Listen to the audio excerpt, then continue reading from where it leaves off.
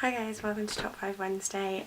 First off, I wasn't here last week due to reasons which involved Andrew Garfield. Yeah, no, I went to the premiere of The Amazing Spider-Man 2 and stood in line and got some autographs, which was really cool.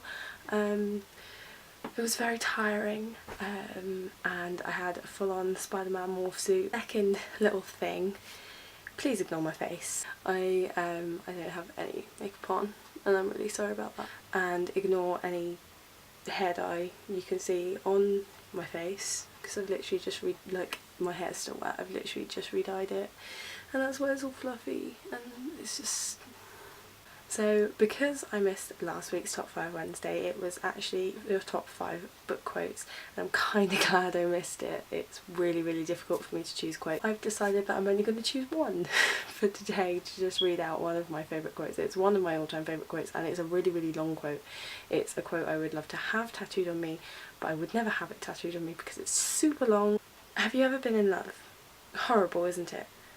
It makes you vulnerable. It opens up your chest and it opens your heart and it means someone can get inside you and mess you up. You build up all these defences. You build up this whole armour for years so nothing can hurt you. Then one stupid person, no different from any other stupid person, wanders into your stupid life. You give them a piece of you. They don't ask for it. They do something dumb one day like kiss you or smile at you, and then your life isn't your own anymore. Love takes hostages. It gets inside you. It eats you out and leaves you crying in the darkness. So a simple phrase like, maybe we should just be friends, or how very perceptive, turns into a glass splinter working its way into your heart. It hurts. Not just in the imagination. Not just in the mind. It's a soul hurt. A body hurt. A real gets inside you and rips you apart pain. I hate love. On to my top 5 siblings. I do have a couple of honourable mentions this week. Alec and Isabel from the Mortal Instruments series, and Sherlock and Mycroft from The Adventures of Sherlock Holmes. Number 5 on my list, Jaime and Tyrion Lannister from the Song of Ice and Fire series, not necessarily from this one, but this is the only physical copy I have, and I just think they have a really interesting relationship. Jaime's probably the only one of his family not to completely despise Tyrion and not to completely be an arsehole to him. And Tyrion's not one of my favourite characters. I mean, I have very few characters that I actually like in this series. Most of them I find honestly horrific and detestable and just very unpleasant. I think it's difficult to actually 100% like a character in this series, and I think that's the point, and I love that about them. But I just really love the fact that Jaime is actually there for his brother as much as he can be and as much as he can be seen to be.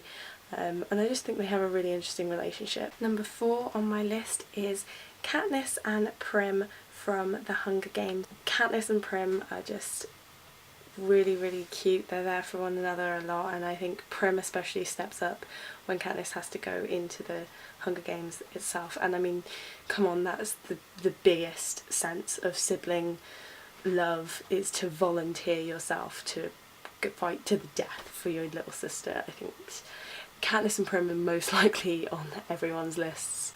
Number 3 on my list, I don't have a physical copy. I don't know where my physical copy's gone.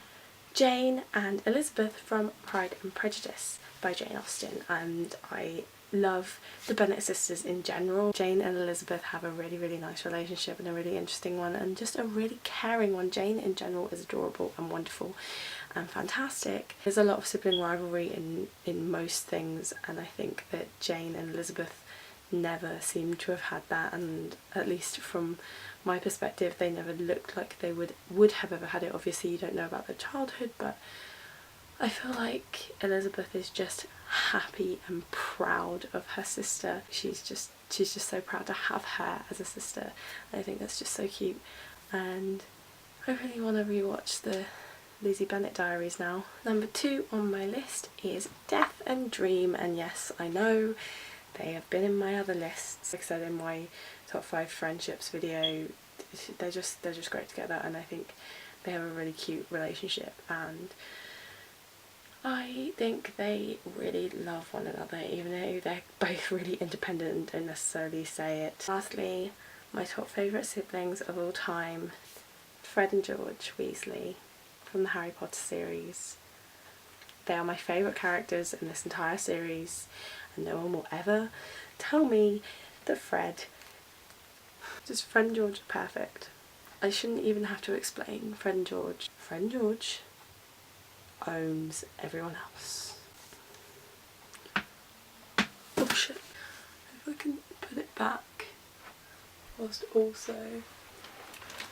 Okay, I got this. No, I don't. That was my top 5 fictional siblings. That was such a non-exciting video. So I should have a review for you tomorrow, or perhaps the day after, because considering this is Wednesday, The Amazing Spider-Man 2 is coming out today and I'm going to see it with a guy from work, so I'm super excited about that.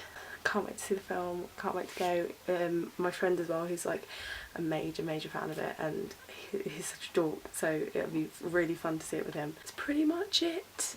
So I will see you soon. I will see you next week for another Top 5 Wednesday, and I should see you very soon for another review. And I will catch up with all of the tags that I've been tagged in. I've got like a list. I will see you all soon. Take care, stay shiny, bye. These shouldn't stay shiny. I did a thing that wasn't funny. Now, Alec and Isabel from the, it's not called the City of Bones series, was it? Mortal Instruments, that's what. And just, I don't even want to like, oh, that's where that bookmark went.